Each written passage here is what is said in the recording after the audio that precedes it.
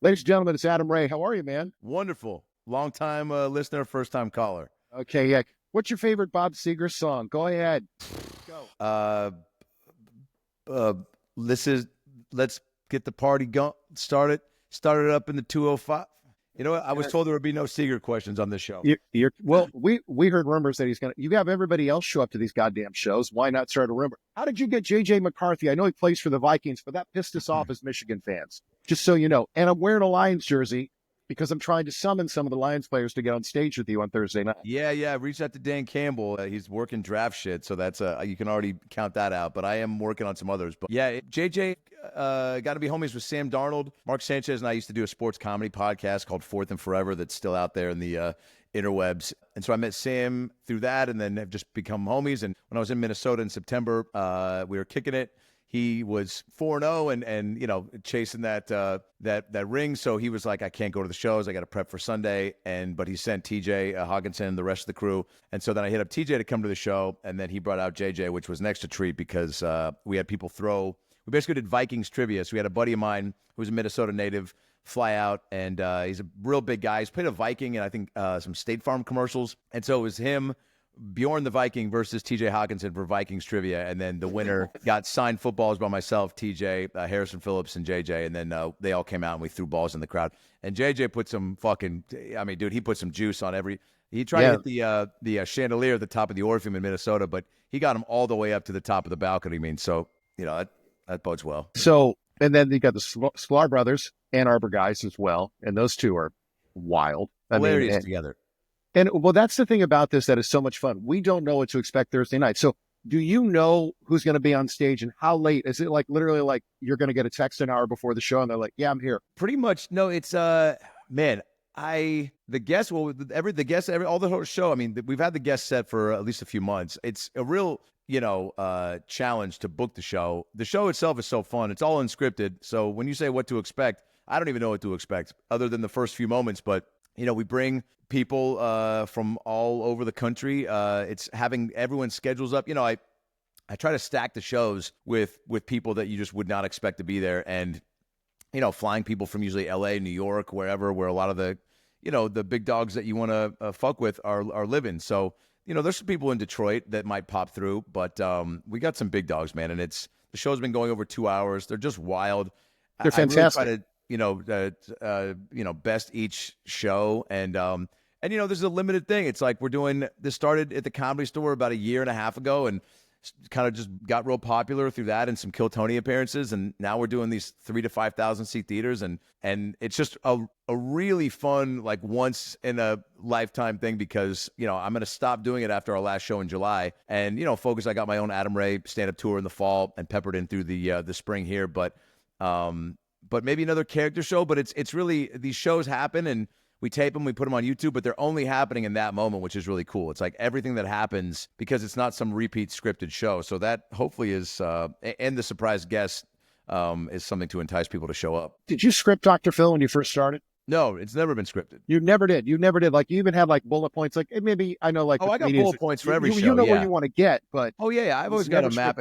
It's like I used to do with my podcast. I would always have a map of like questions and things. But for me, it's always a great episode if I'm rarely going to the page and just locked in and being present with the conversation. But, we have every guest has like a game or a bit. And then my buddy Jeremiah Watkins plays a different character at the end of every show. And so we have to beat that out. And then, we go through and do like a tech rehearsal because there's always cues. And, even for the TJ Hawkinson coming out in Minnesota, we had after basically Joe Gatto from the Impractical Jokers, I said, you guys having a good time? You guys having a good time? And then, we had this, like the lights go down and this montage video plays of TJ. And then when it ends, he kind of walks out. And so just timing those things out. And when we were in New York and had Jason Biggs reunite with the Pie from American Pie, then they banged on a bed and Johnny Resnick sang Iris from the Goo Goo Dolls, like we had to kind of beat out that whole moment because that was a lot of curtain up, they walk around, Johnny comes out singing, and I'd give up forever, and so we have to, there's a lot of timing things that make it feel like a play, as far as getting the cues down because you want it to be as professional and look as good and sound as good as possible. So even I go out pre-show and listen to all the videos, make sure the sound's at the appropriate level.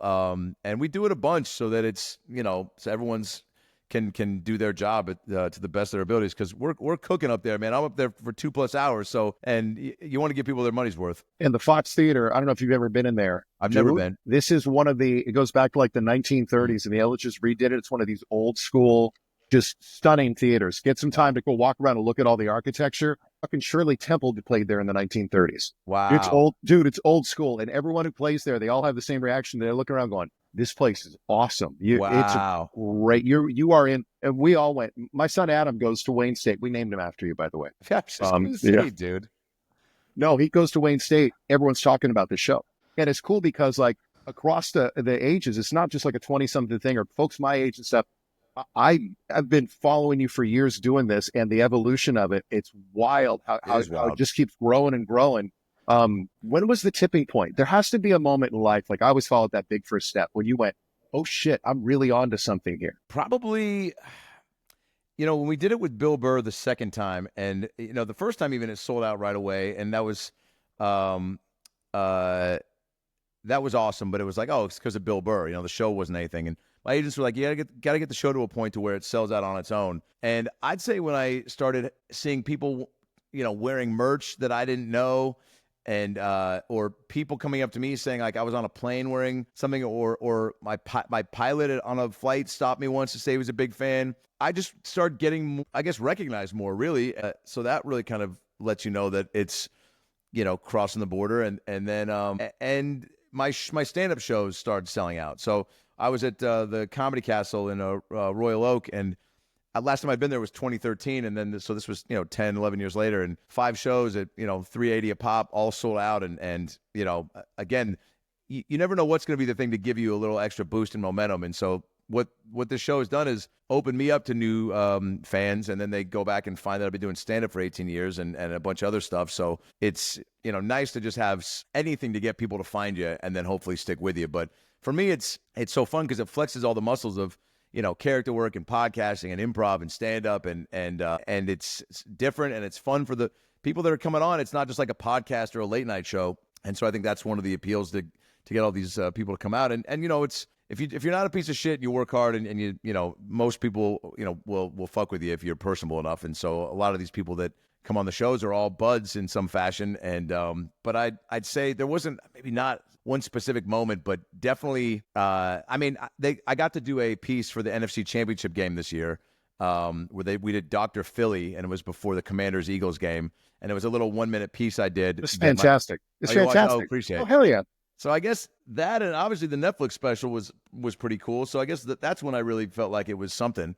But it's always just been, I've been doing this for a hot minute, and had things promised and not happen, and had things happen and then get cut short, and just you get it thick skin and also an appreciation for any opportunity. So for me, it was just like, all right, what can I do and take matters into my own hands, and not wait around for other people to put me in their shit. And that's why I started this. I always want to do a live character show, and it's all me. I'm like, it's all collaborative, but like I get final say. I'm in control of creating the show and on there for the longest. And I like that. I like having everything kind of on my back, but it is very collaborative. My whole crew is awesome. It's a team effort. And, but I don't get notes and this and that from people. It's through my eyes. And I've gotten enough reps and done enough shit to where I have a pretty clear vision of like what I think is funny and what I want to do. So yeah. Yeah, Fox Theater, Thursday night, 313presents.com for all the tickets. Everyone watch this right now. They know you got to get down there and see Adam does Dr. Phil. Is the 2-hour thing real, or is that one of those like Wikipedia bullshit kind of things? No, it's well over 2 hours, man. Seriously.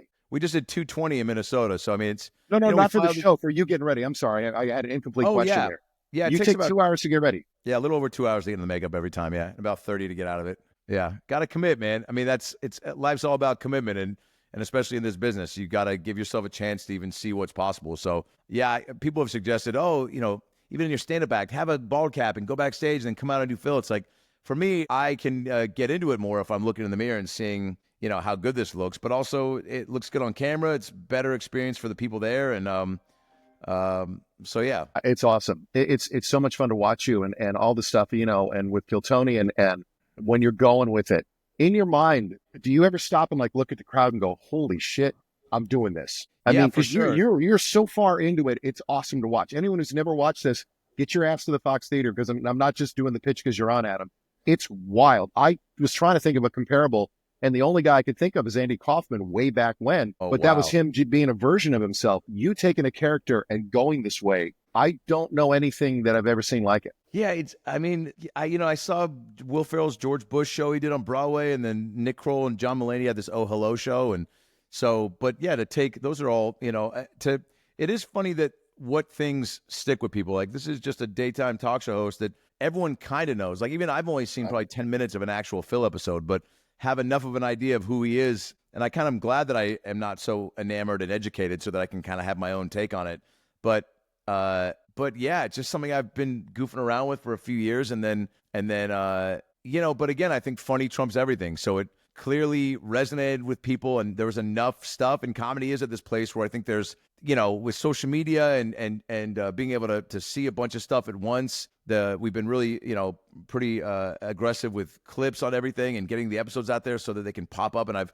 gone on some pretty big podcasts to really kind of help, get the character out there. But people just resonate with it for some reason. And, it is me through all this, but it's nice to have this. In 5 years, I will hopefully look back when I'm doing my own TV show or whatnot, and people are like, oh yeah, remember when he did that thing? I really don't want this to be if I was 3 years in, you'd never see me again. I would have fucking drowned in the ball cap and be like, I don't even know who Adam Ray is because I found, you know what I'm saying? I found a gold mine. Right. Well, that's always like the danger, right? You hear always people talk about playing characters and stuff, that there's a tipping point for this. So after this tour, are you putting away Dr. Phil? Oh yeah, that's a wrap, baby. Seriously, you're done. Yeah.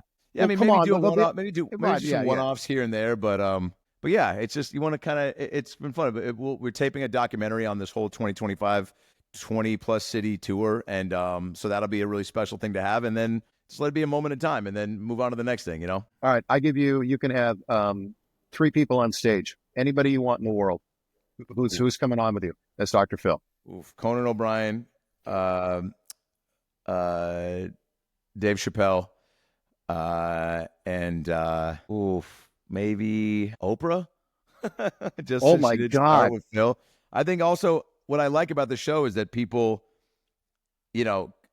Conan to me is the ultimate yes-ander and down to play and being silly. But people like Oprah, what I like the show is I go, oh, there's a silly goof in there, and shows like this bring it out of people. Like there's people that have gotten. Like Mark Maron just came on the Comedy Store one a few weeks ago, and he was all pretty, nervous about it because he's like, man, it's not my podcast, not my stand-up, and I'm not really in control, but man, was he awesome. And he's so silly and so down to play, and so I like the show for that reason, where it really gets people to kind of go, oh yeah, I get to be sillier here. And it's not like I'm Jiminy Glick. I'm still kind of a more grounded version of a person, but definitely not your normal interview. Trust. There's trust. When you guys are on stage with everybody, there's such you and Burr play off each other. By the way, I listened to the last one. Would you quit busting on Midwesterners? We're not all fat. We're mostly fat, but we're not all fat. No. Fat's everywhere. Fat is everywhere. I talk about that in my book. We've got issues. Fat is everywhere. The Ozempic diet. Absolutely. We send casseroles to everything, man. So Detroit, obviously, you're going to have so much fun here. And man, we can't wait to see you here. We'll go out. What are you going to go get? A Coney? Some Detroit-style pizza? You got to go eat something while you're here, get some right? D pizza. Yeah, get some DP. DP, Detroit pizza, Dr. Phil, Dr. Pepper. Why did Dr. Pepper come in a can? Because his wife died. That and more at the show, Fox Theater, March 6th, Thursday. Sell it, Adam. Come on, Buddy's Pizza on me. My treat, dude. You're the best. I love it. My son Adam and I absolutely love you, what you're doing. Keep doing what you're doing, and I can't wait to see what's next. See you tomorrow night. Are you going to be at the show? Hell yeah. I'm going to be there. Okay, done. Adam, you're the best. Thank you, sir. I'll see you, brother. Thank you so much.